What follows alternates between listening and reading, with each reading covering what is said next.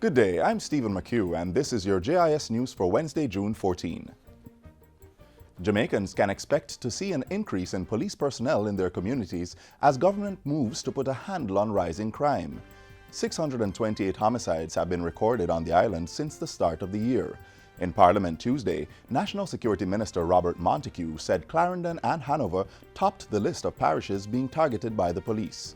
Minister Montego's stance follows Monday's quadruple murder in Hanover.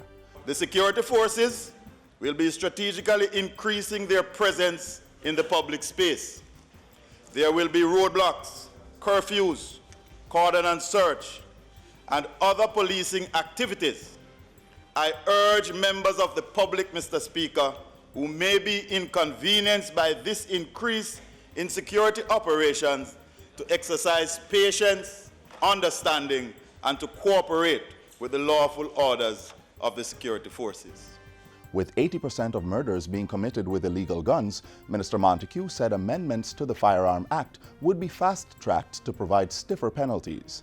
We are determined as a government to reduce the amount of illegal guns on the streets and to lock down the gunmen, trader, and renter of firearms.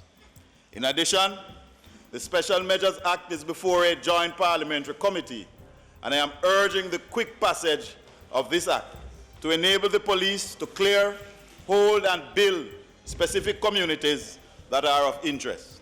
The National Security Minister said the anti-gang legislation would also be amended to arrest crime. In the meantime, the Jamaica Constabulary Force is seeking the public's help in capturing 13 of the island's most wanted men.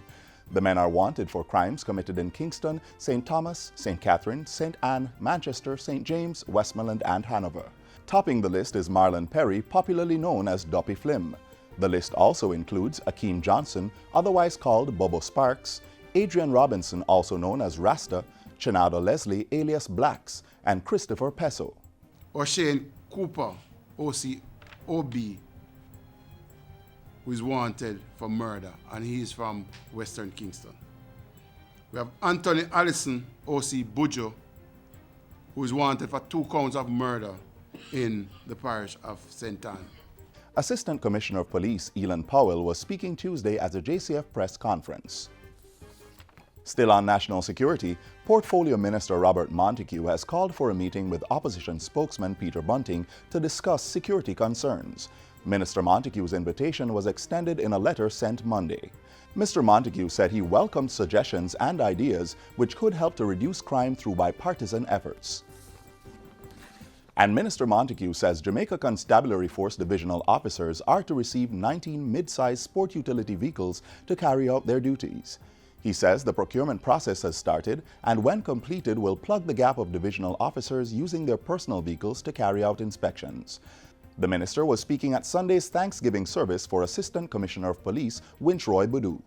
The National Security Minister said that in ACP Boudou's honor, the government was moving to change its policy to give all police officers a burial with full honors.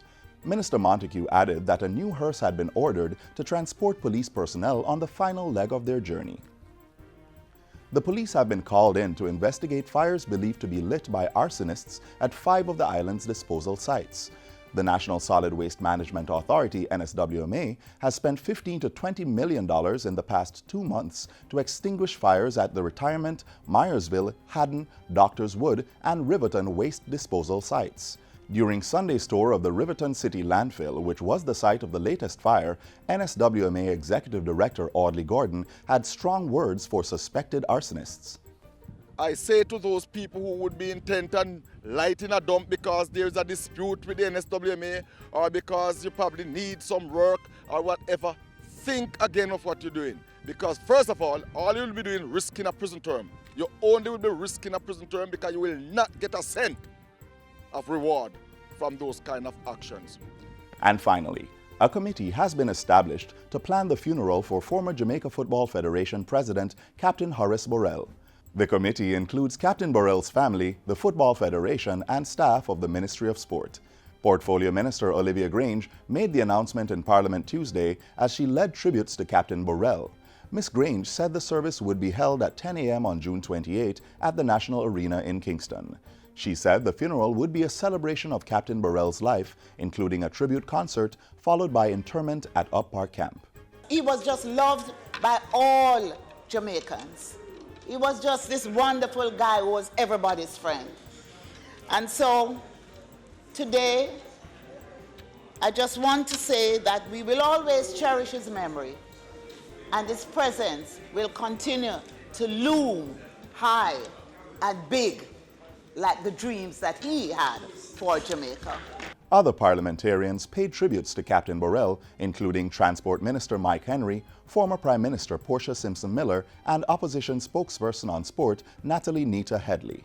The captain passed away on June 6. He was 67 years old. And that's it for JIS News Today. I'm Stephen McHugh. Thanks for watching.